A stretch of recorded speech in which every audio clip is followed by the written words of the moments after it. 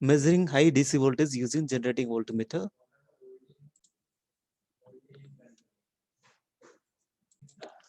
Okay, so then coming to the concept of our generation of high DC voltages by using learning objectives.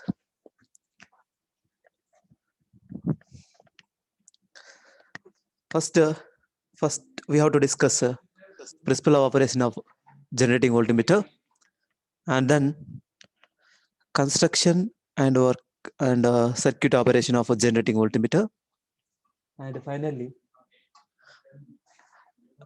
take a look at the advantages and limitations of generating voltmeter. Okay, so let us first consider principle of operation of generating voltmeter used for measurement of high DC voltages. This method is based on principle of operation of charge stored on a capacitor having capacitance C. The charge stored in a capacitor of a capacitance C is given by Q is equal to C into V, where C is the capacitance, V is called voltage applied. Okay. If the capacitance varies with respect to time when connected to the voltage source V, then current through the capacitor will be, it can be evaluated as I is equal to dq by dt. I equal to dq by dt. So by substituting the q is equal to c into v in this equation, by doing the partial differentiation, so we will get v into dc by dt plus c into dv by dt. You will get like this. Okay. For DC voltages, you know well, for DC voltages, v is constant, that is called dv by dt is equal to 0. Okay, and the second value will be 0, and then I is equal to dq by dt, that will be equal to v into dc by dt. This is the expression we will get for current through the capacitor. I is equal to dq by dt, that is equal to v into c dc by dt. The current measured by using a meter, it is connected into the circuit. Okay, and this current directly proportional to the voltage, applied voltage, and change in capacitance with respect to time. Change in capacitance with respect to time. Try to concentrate here. So I is equal to is depending on changing capacitance with respect to time. That is called dc by dt. Okay. Then principle of operation of the generating voltmeter under, if C varies from C0 to C0 plus Cm. Understand? C varies from, generally the C varies from the capacitance changing with respect to time. Okay, that is nothing but C0 to C0 plus Cm. Okay, sinusoidally it is changing in a sinusoidal manner. Okay, then C is equal to C0 plus Cm sin omega t, and current for this particular change in capacitance is given by I is equal to Im sin cos omega t. Generally, I is equal to Im sin omega t. Okay. So then I is equal to C into dV by dt. No? So when differentiating the I sin omega t, then we will get Im is equal to, here Im is nothing but Vcm omega. Okay. So the Im is represent the maximum value of current, the variation of capacitance sinusoidally, okay, is depending on frequency omega.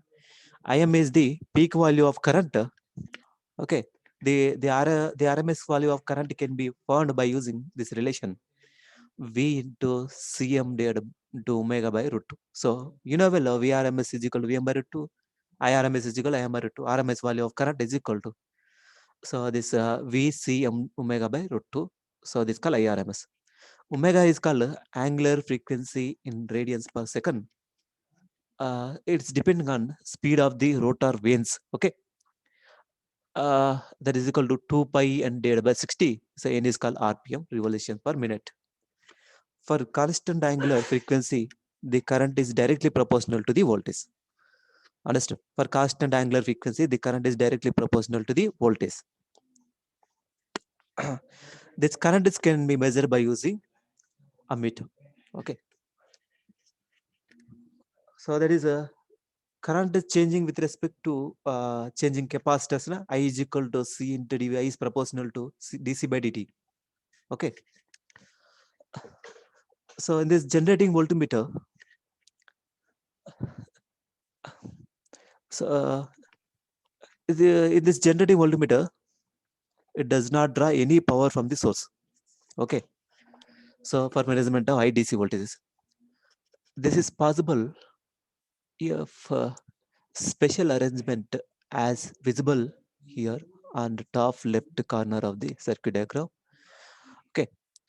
So this is also called as schematic diagram. This schematic diagram, 4 different terminals are in the form of actually having cross-sectional.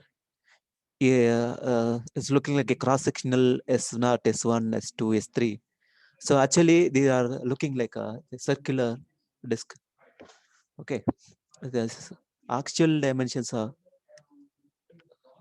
actual nation of the this disks are in the like the disks. Okay, these all these electrodes are so looking like this. Here S not here represented S not. This is called S not. S3 high voltage electrode. S3 is called high A3 high voltage electrode. This is called it's a representation of this. Okay, S3 is represented in a circular disc. So like this. Okay, so this is a high voltage terminal is connected to the S3 disk. High voltage electrode is connected to the S3 disk. Okay. Okay, the S3 is not connected to the S0. So is a some gap between these two. Okay, S3 and S0. There is no physical contact between these two. Okay, the S3 is connected to the very high voltage electrode, and there is no physical contact between the S3 and S0. Okay, and S0 here this called S0 is a rotor, is rotating one. Okay, it's just like as a fan blades. Okay, it's just like as a fan blades. Okay, there is no area is covered. Okay, this also there is no area. Okay, it's looking like a blades, fan blades. Okay, here S3 is a so this highlighted one is same as the high voltage electrode. Complete disc is covered. Okay, but here only this amount of blades are covered. Okay, this disc is looking like this. S0 is nothing but so like this. S3 is so complete disc. So like this. S3 you have to place here. So for uh, next so S1, S2, S1, S2 are yeah, these are in the form of like a so these are different type of slurs cut like this. Okay, so in this area is some material is covered, but there is no empty place. This is called empty place. Okay, but here so this is like a blades. This acting as a slurs. Okay, these are the fixed plates, fixed electrodes. S1 and S2 are fixed electrodes, and this is connected to the shaft. Okay, so these are fixed plates. I mean, this is a shaft. This shaft is rotating. Okay, the shaft is rotating inside of the disk. This is not rotating. So this only S0 is rotor is rotating. S2 is all fixed one. This is a fixed and this fixed, and the inside of the shaft is rotating. So that means this only S0 R2 S0 is the rotor is S0. This called S0 is rotor is rotating. That means when the electric field is okay, so when because of this electric field, so this because of the rotation of the rotor, this because of rotation by using motor, this is rotating. Okay, because of there is a changes in electric field, that because of that there is a capacitance changes. Okay, because understood. So this is rotating, this is fixed. So only this amount of gap is there, and here also is completely covered. Okay, by using the help of motor, it is rotor is not is rotating, and the electric field is passing through the disk like this. It changes, the electric field is changes like this according to the it's not rotating. Okay, understood.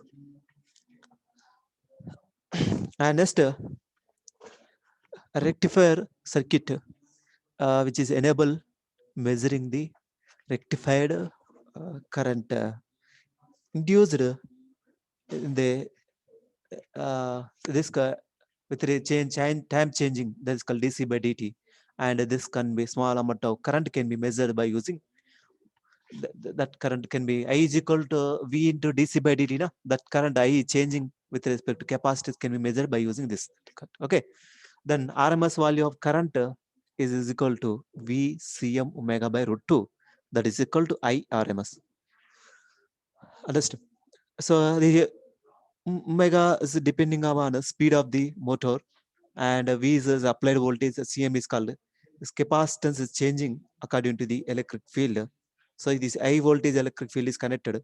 So according to the rotation of the S naught is rotating according to that this. So kindly observe that here the S naught is rotating in a like this manner. Okay.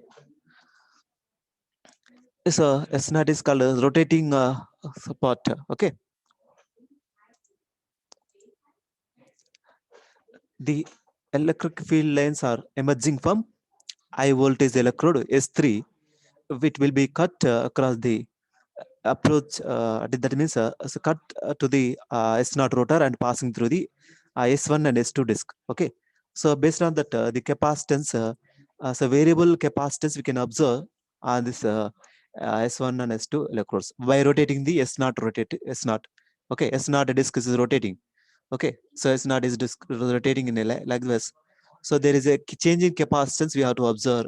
Okay, based on that, we have to find the high DC current. Okay, let us describe the constructional details of the circuit.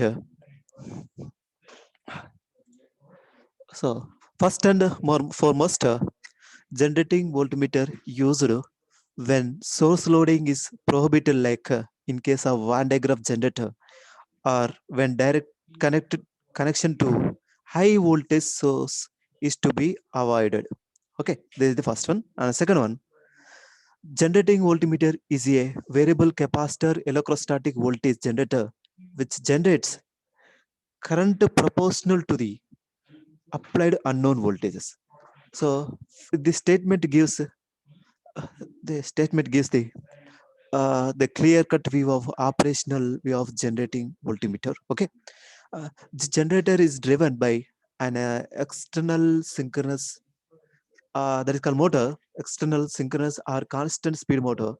That the S naught is rotated by using synchronous motor. X naught disk is rotated by using, okay, understood, by using synchronous motor, is the constant speed.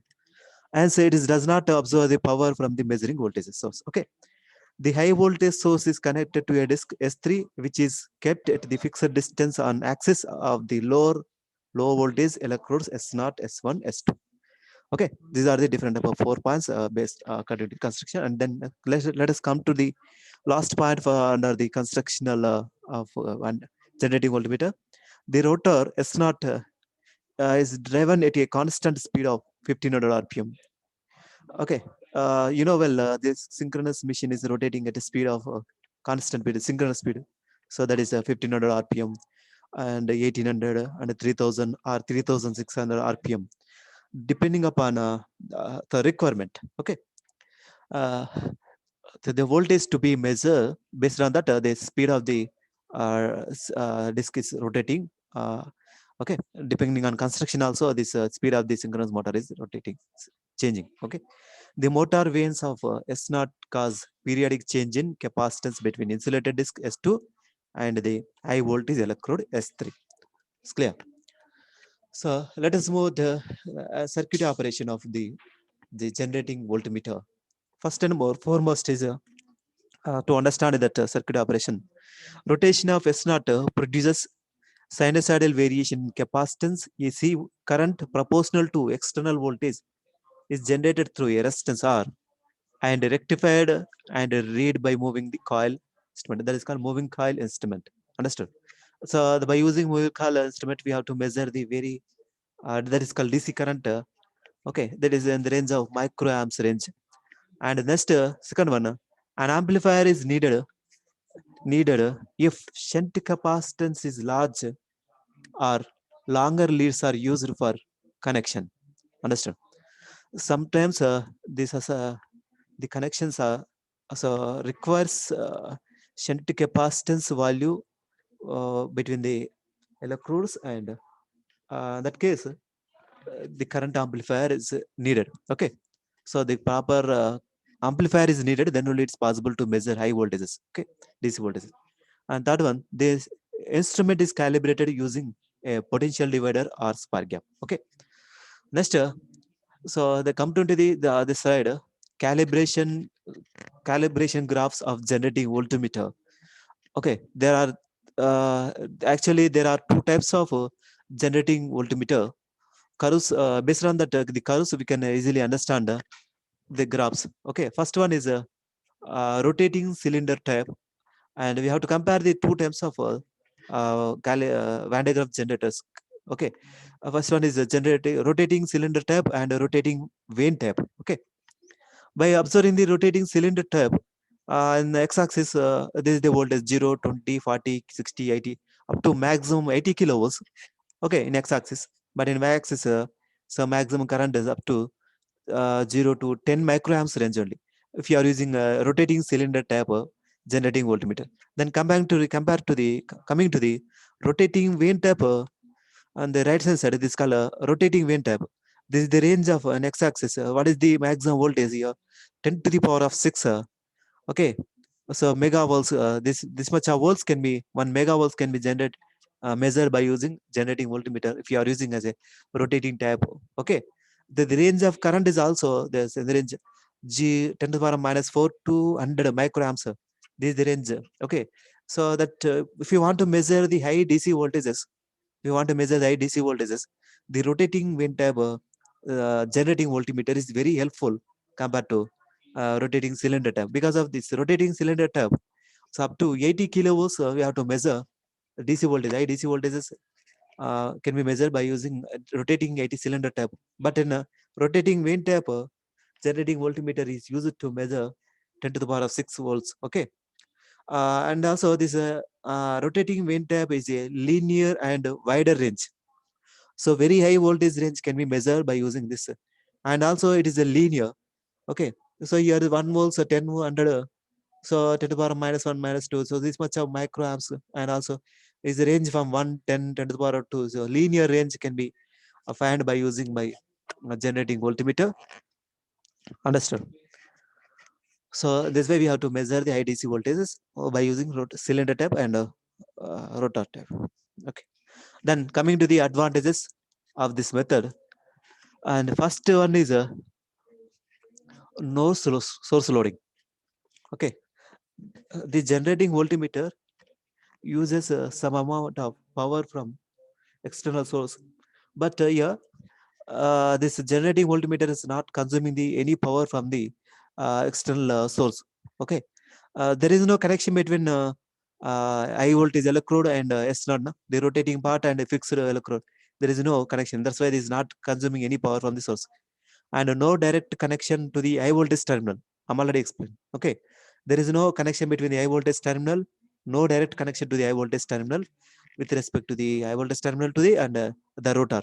Okay, there is no chance of flashovers. There is no flashovers take place. Okay, that is the advantage. And scale is linear and extended easily. Okay, it can be easily extended to some certain ranges. It's possible. Okay, uh, and this method is very convenient for measuring devices such as Van de Graaff generator and practical accelerator. Understand? And then these are the different type of advantages, and also is having some limitations also there. For, okay, these are the different type of three limitations are there. First one is requires frequent calibration. Okay, so requires is frequent calibration, and then this is one of the limitation. And second one,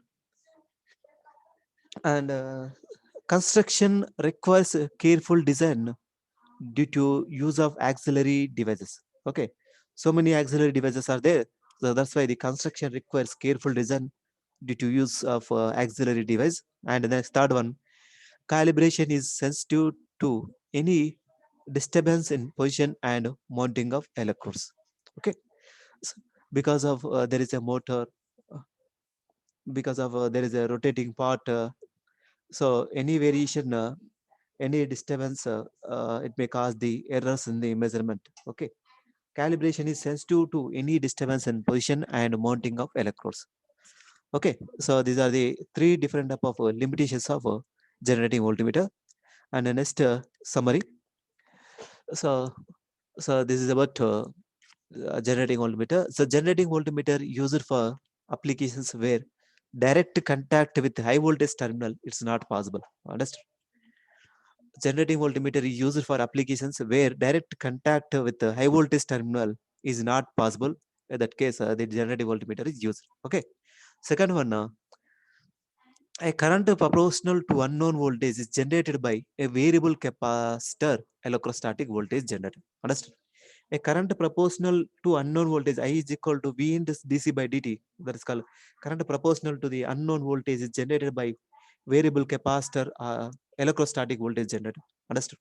Third one, the advantages are no source loading and linear range. No source loading, it is not consuming any power from the source.